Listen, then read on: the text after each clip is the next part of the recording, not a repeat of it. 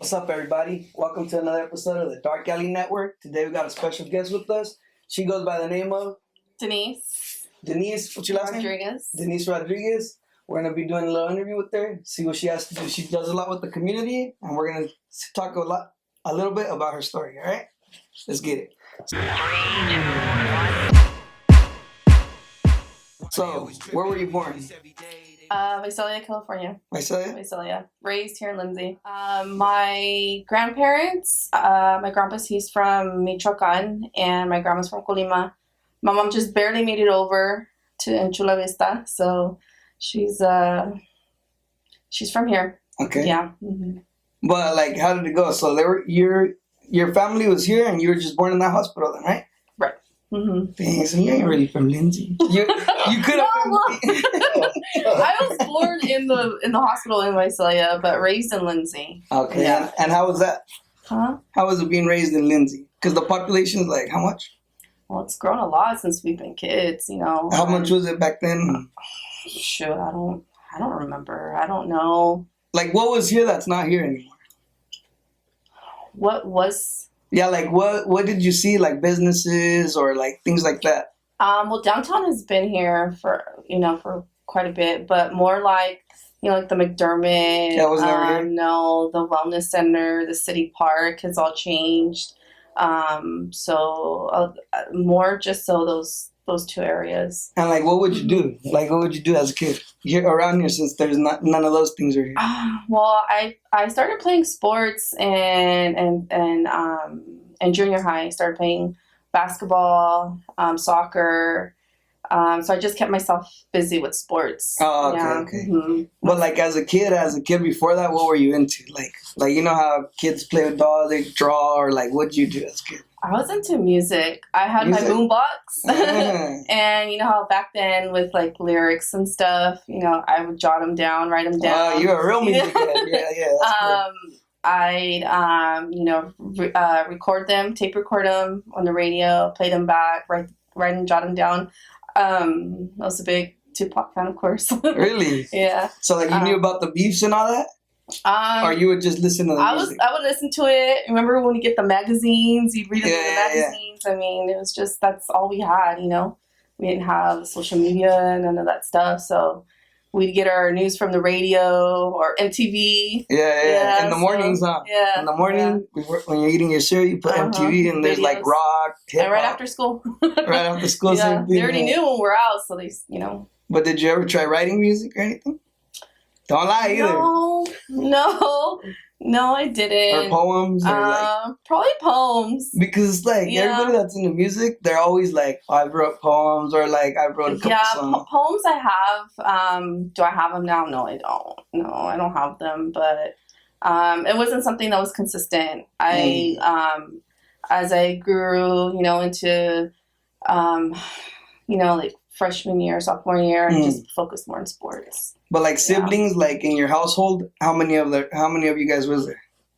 There's 3 of us. 3 of you guys? Yeah, me, my brother, my sister. There's almost like a 4.5 year gap between me and my brother. Oh, so it wasn't really like no. I'm the oldest of the 3 siblings. Oh, okay. And my brother and my sister, they're the closest ones. They're like one right after another. So they would hide from you like their parents too? Yeah. Or you would help them do little things? Oh, I was always more like they were always the ones that were together, and then I was older, so I just kind of did my own thing. I mean, of course, I was still there with them, and but it was more. You were the outcast. Yeah. Yeah, I'm telling you, they were hiding from you and their mom. That's like the same thing. That's cool. That's cool. So in high school, were you like in any clubs or just sports? More sports. I wasn't really in any clubs. Were you like smart, or were you a little off? Average, I guess. How was it? I was the smartest one in my class. No. 2.0, 2.5? I don't even remember what. Oh, you remember? No. You remember if you got in trouble? Probably or got I don't know, maybe like a 2.8 or something. Okay. She slid by. Yeah, I did. No child. I wish I would have done better in high school, honestly. Me too. I wish I would have, focused on other things rather than what I, did focus on. From my freshman year, my sophomore year, was really into sports. Did it during the summer. Played softball, soccer. We were in the Lindsay League. Our soccer team was called Lindsay Cucuys. I don't know if anybody remember that. Yeah, Lindsay Cucuys. And what position were you? I played defense, right, left. Sometimes, okay. Whenever I felt like I could run good forward sometimes, but mostly defense. Oh, okay. Mostly defense. And defense, they're underrated. They're important. Yeah. And when you have a good defense, you're like, leaving back. And they're like, I want to score. Yeah, you want to get in front. You're like, I want to get a goal in, But mostly I played defense. And then I was on a softball team, Lindsay Express. So this is not for the high school? It's more like... Well, I played for both. So during the summer, we would play summer league. And then when school, we played, for the high school. Oh, okay. Yeah. But we were really good, too. Our softball team was really good. And what position did you play in softball?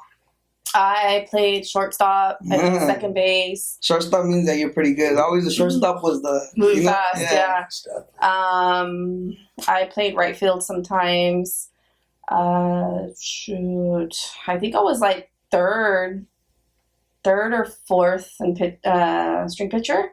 Okay. Yeah, but the girls that were there, they were way better than I was, so, yeah. Okay. Yeah. So, like, what are some things that you say you wish you would have done different? Like, what were you doing? Or what? So for the people that are watching this, there might be some people that are like doing that, and you could probably guide them a certain way. I wish I would have paid more attention to my academics. Honestly, that 2.8, yeah, it got me by, but I mean, didn't really get me, to where I thought I could have gone. I really like. What were your goals when you were in that situation? Like, or did you have some goals? Well, No, I mean, sounds bad, but no, I got with my kid's dad at a very young age. I was 15, 16, so like most of my attention kind of just went to that, like, oh, I'm in love, you know. And although, we did, make it into, having a family and, How many kids do you have? 2. 2? And you had your first one at what? I was 25. Oh, okay. Yeah. Okay. So we were together for a pretty long time, but, unfortunately things, don't work out. And, but we have a pretty good co-parenting relationship. So that's cool. I can gladly say that, now. But going back to, your original question, it's like, I wish I would have waited to do that part. Mm-hmm. I wish I would have focused on academics, which is the reason why I started getting involved with the community, which is scholarships, But do you feel at that time like your friends had anything to do with it? Like, were your friends boy crazy too? Or like, how was it? Like what was it that drove you that way? Was it music? What was it that made you focus on boys instead of like... or a boy. Sounds bad, huh? No, what? It's like this happens more than what you think. I don't know. I just, at that moment, it was just, we just got together, and no, my friends didn't have anything to do with it. It was just more of a decision that I, just wanted to have a boyfriend at that age. But my parents, they were the ones that were like, no. But when we're kids, we don't. It makes you want to do it more. Yeah, yeah. So you're just like, oh, okay, But I don't know. I guess it was just a decision in my life that I made at that time. Okay, that's good. I mean, it's good to grow and realize it, not be in the same situation, or like. So you're saying like, so after 25, you had your first kid. Before that, you didn't have no goals. You were still just had a job, or where were you working at? I still am. I'm working for the Family Healthcare Network. It's a nonprofit organization. It's in Portable off the 190. Mm-hmm. I've been working there for about. It's going to be 18 years maybe in March. Wow. I'm still there. Dang. So I just stuck with work. I just stuck with work. And I've just been working there. You know, a mom, you know, you got to provide, you got to work. So, I mean, I just focused on work. Going back into that like conversation, which is another thing you would have changed, or yeah. What else we got? So the whole, I wish I would have went to a school that I would have gone to, like I wanted to go to. Did you go like a trade school or like? No, although I really like the school that I went to, the choices that I made, it wasn't solely my choice. So let me kind of clarify that. So I went to a culinary school, and right out of high school? About a year and a half right after. Okay. And it was something at that time where it was me and my kid's dad wanted to do at the time. And so I wanted to like, yeah, support you. Let's do it. I like it. Why not? Let's go, you know? And so you guys are going together to school? Yeah, we went to school together. Oh, dang. Yeah. And, but it was more like, I wanted to follow what you wanted to do. You know what I mean? Oh, it wasn't your decision, like. No, I mean, ultimately, I have my own choices. But like your goal. But I wanted to do something, you know, together. Do you know? Yeah, exactly. Yeah. You know, but if I had a choice, if I can go back and change that, I would probably focus more on something that I wanted to do, which was in the medical field, which is what I do now. Mm-hmm. But more into that, like, I don't know, maybe like a physician assistant or, you know, a nurse practitioner, something like that. And I work around them all the time. Mm-hmm. So that's something that I wish that I would have done. And is that something you can't accomplish now? I can. And so I'm working on that. Oh, okay. Yeah. And like, just going back, like, since you're saying like the things that you would have changed, like, how was your household? Like, was mom and dad both in the picture? Or like, how was they're both in the picture. And they were just strict supportive. Parents? Yeah, very. My dad was strict. Like, tell me a story where he caught you slipping.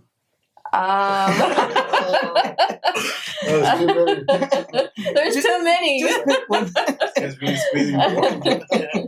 Damn. Dang, let me go back. It's okay. Everybody sneaks out. Everybody. Yeah, it does. It does. I don't know. Say the one you're thinking about. Say it. So, do you remember when we used to get out? We used to go in later on Wednesdays. Yeah. Okay. So my dad didn't know that we went in later. So, for Wednesdays, I was just, you know, leaving early and, you know, going, you know, with the crew that I was hanging out at the time. Yeah. And we decided to go to McDonald's because we were hungry.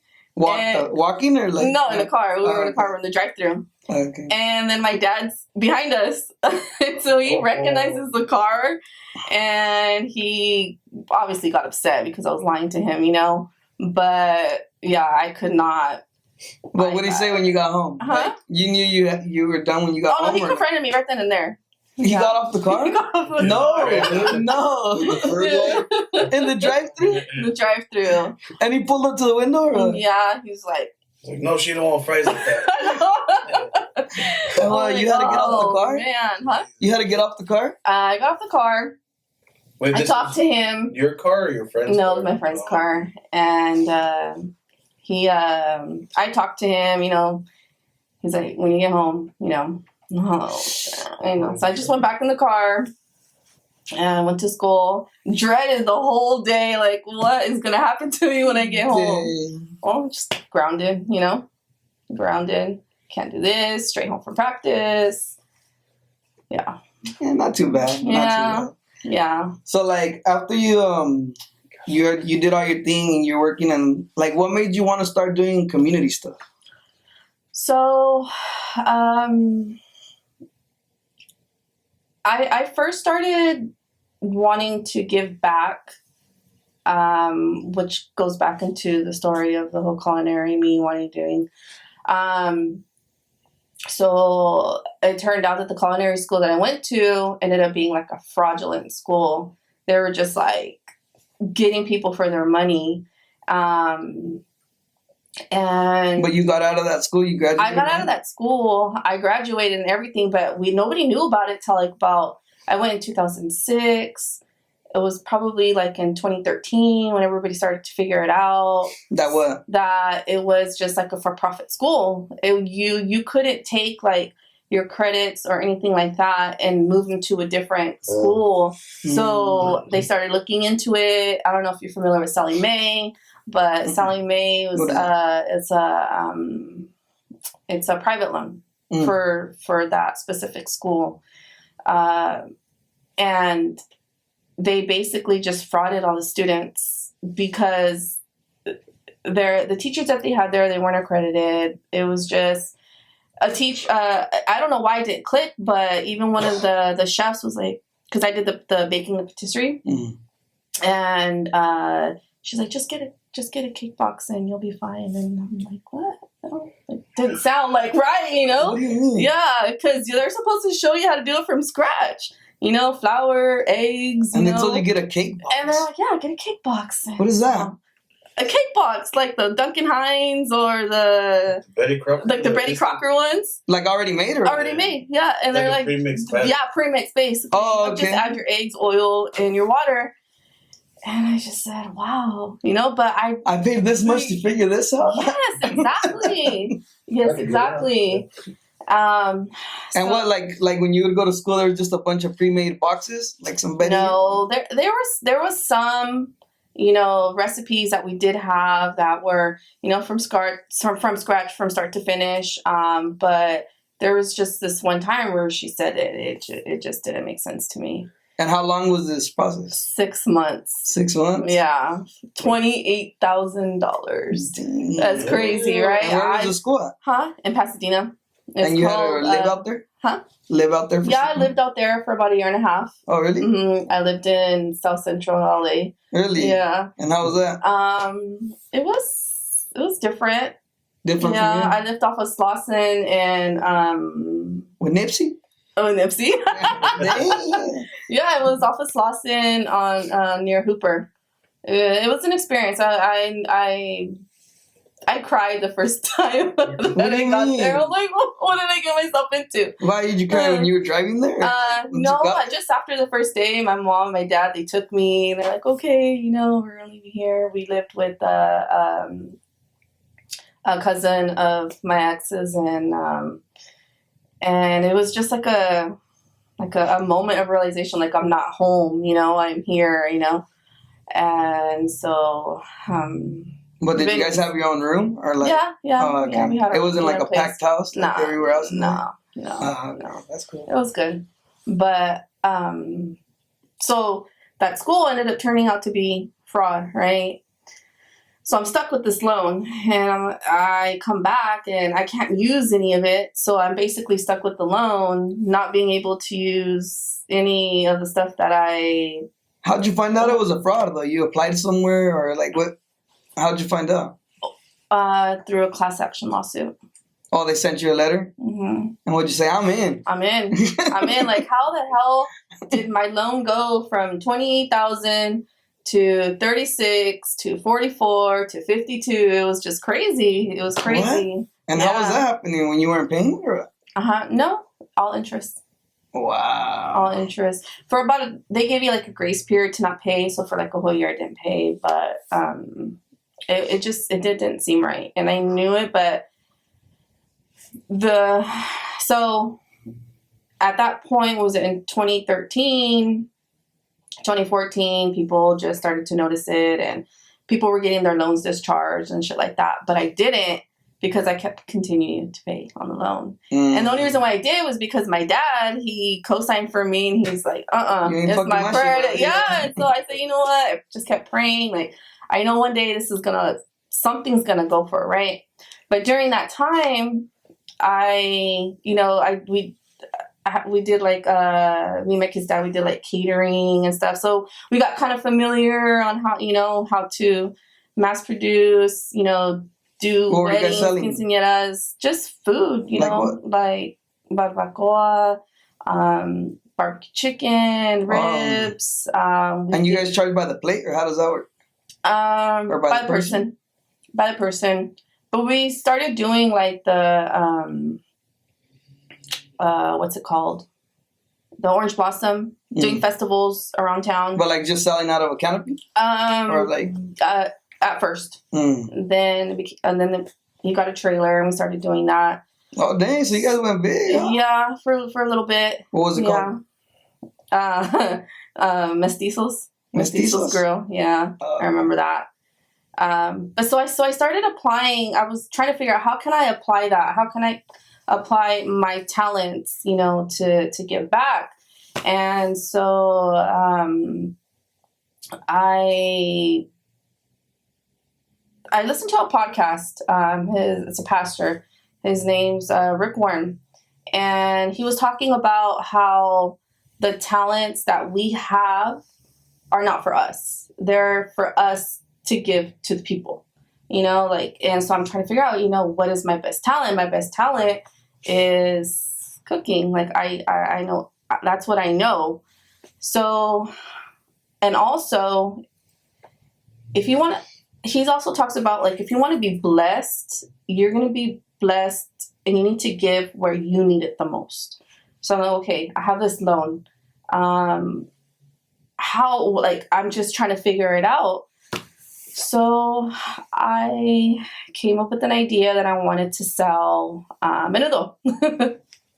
And with the menudo, I wanted to use that to give back to students for scholarships, because I wish that I would have done that route differently. I wish I would apply for scholarships. I would have done that. Those are what I would have done different. I want to help students to realize that now.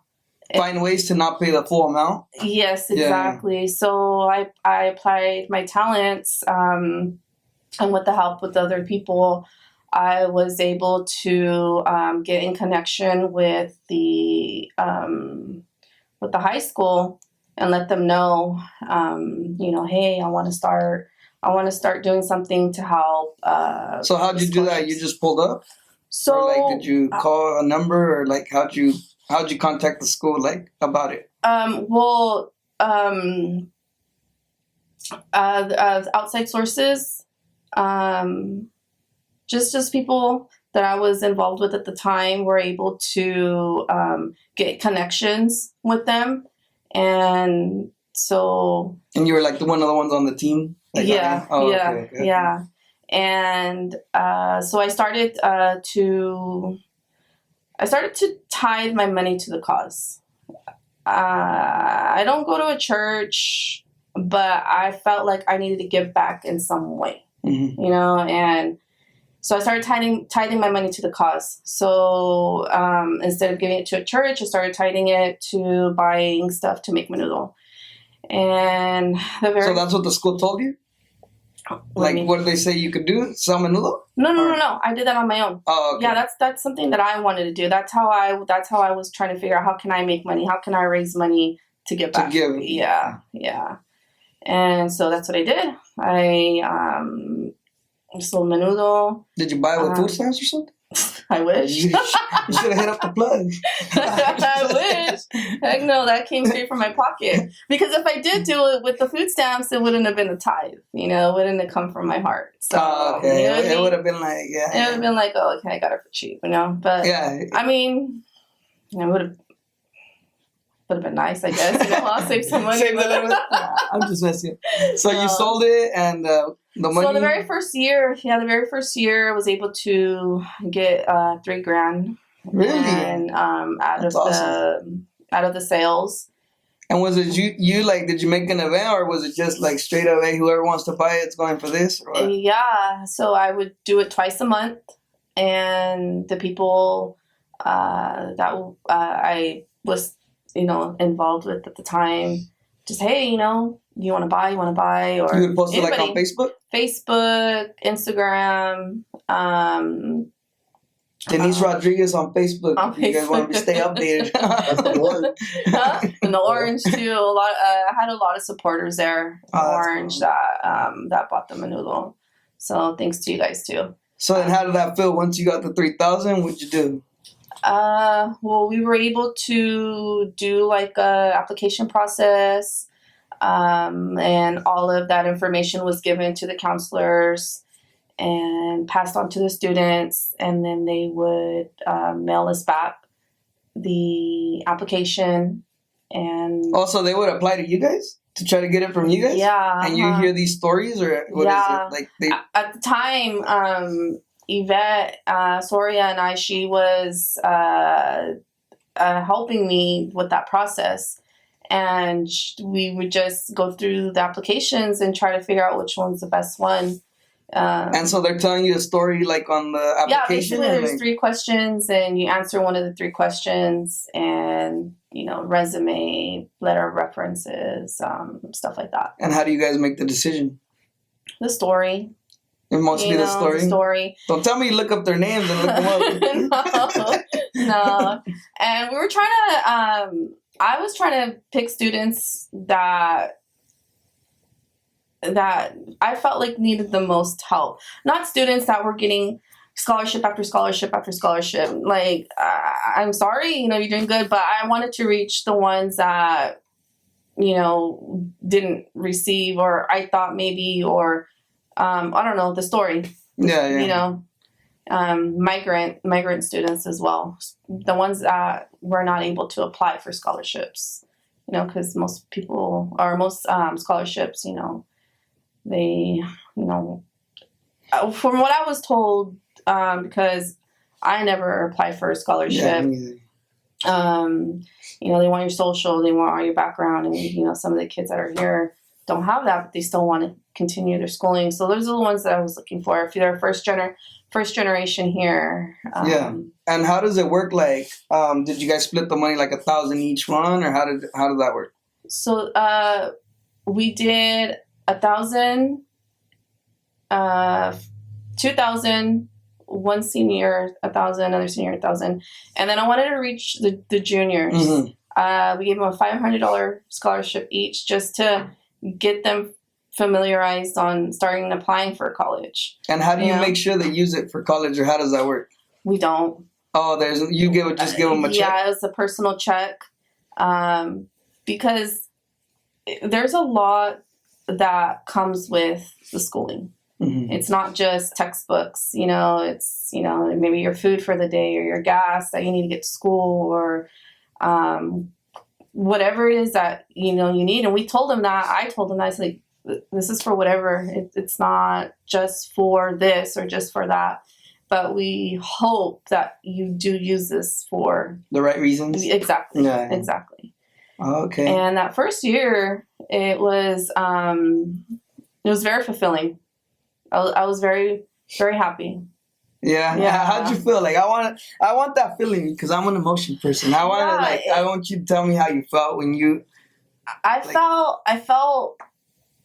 excited for them. I felt like I did something to help them. Like I'm part of their journey. They can, go back and say, yeah, you were the one who gave me that. You helped me. You're the one who gave me that scholarship. It paid off without money. Yes, exactly. And to me, to see them happy that they received it, that's the joy that I got. That's awesome. Mm-hmm. Yeah. So, like, when you give these things, like, do you give a certain speech, or are you sitting in the council like, look, yeah. Like, how is it? Like when I'm giving out the scholarships? Yeah. So I like to talk to the students. I like to tell them, something that I wish somebody would have told me in that age. And I tell them, you know what? Boys can wait. Girls can wait. You're only going to get this window of opportunity. These high school years are just going to be for that period of time. You're going to have a lot of time after you graduate to do all these things. I tell them, don't work.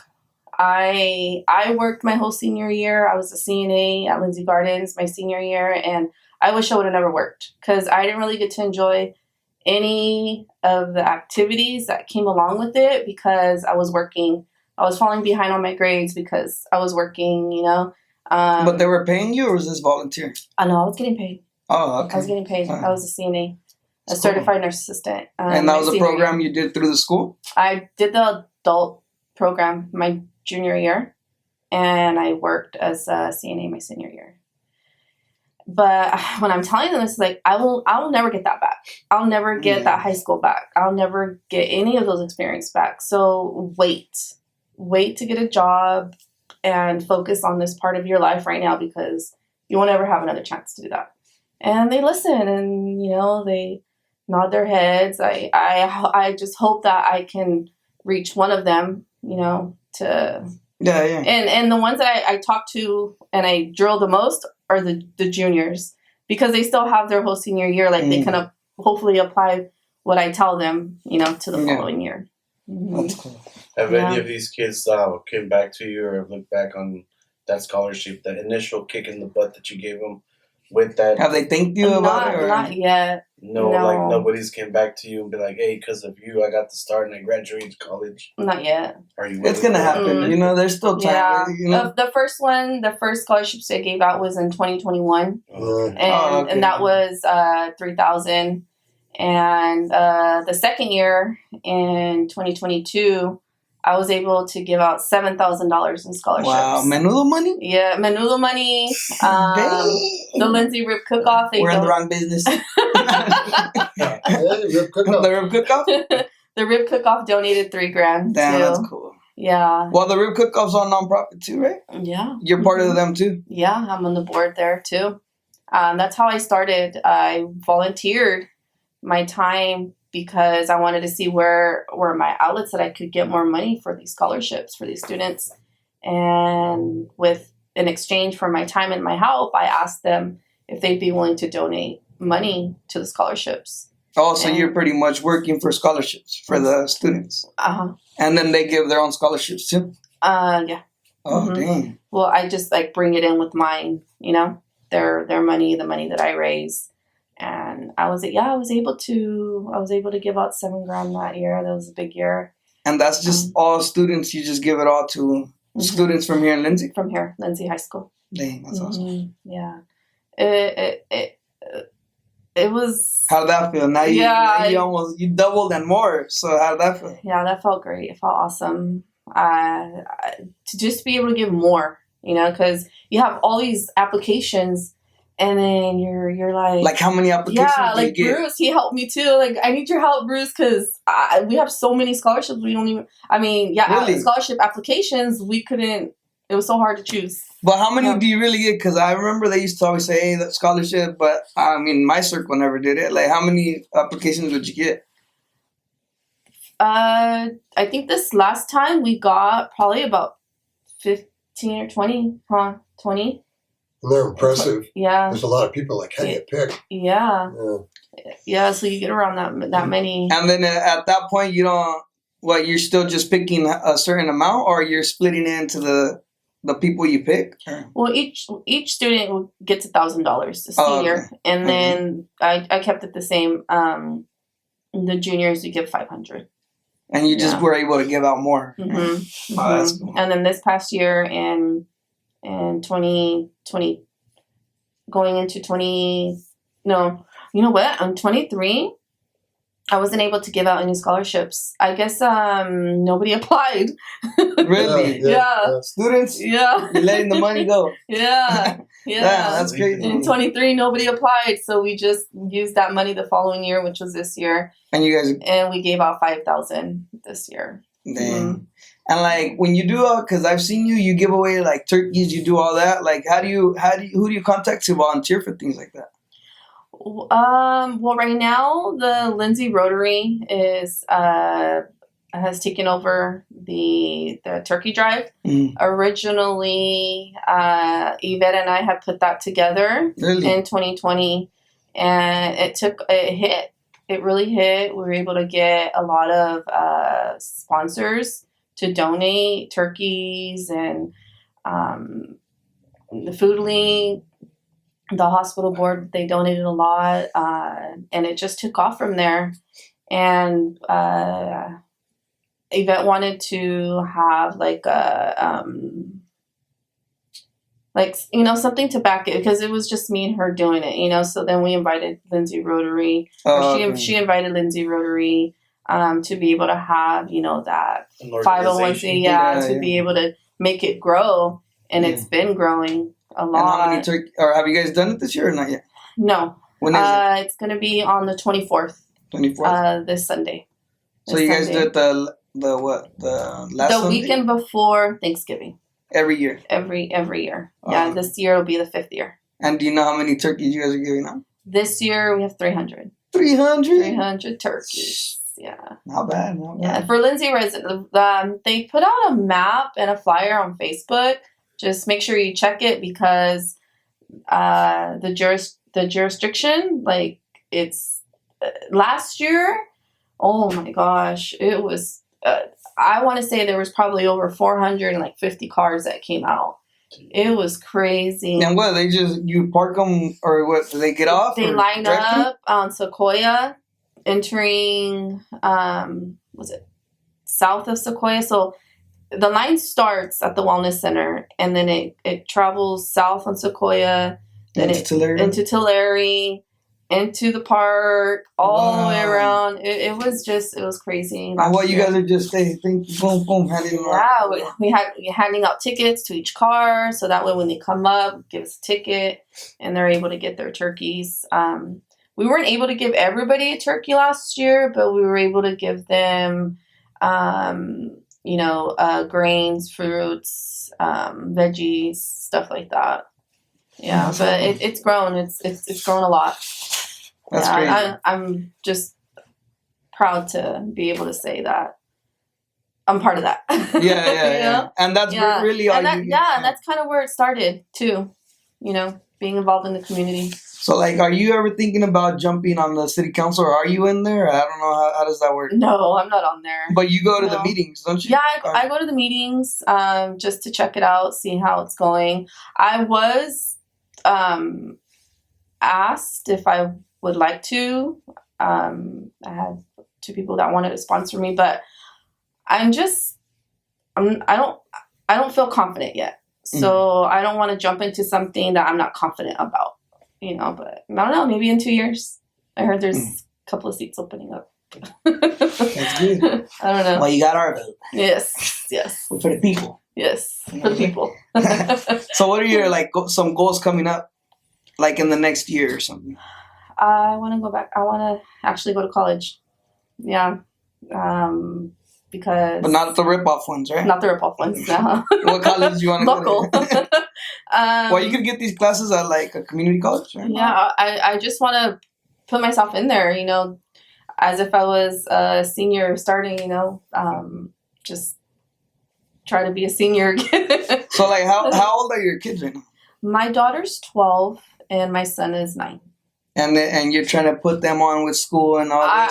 I want them to see what I'm doing, because I want them to do what I didn't do. I took them with me to some of the ceremonies. No, not some of the ceremonies, to the, what was it, Bruce? What did we go to? That's when they gave out all the scholarships. They gave out the scholarships, yeah. I took in the spring. Yeah. And you were up there? Yeah, we were up there. And okay. I took them with me because I want them to see what I do.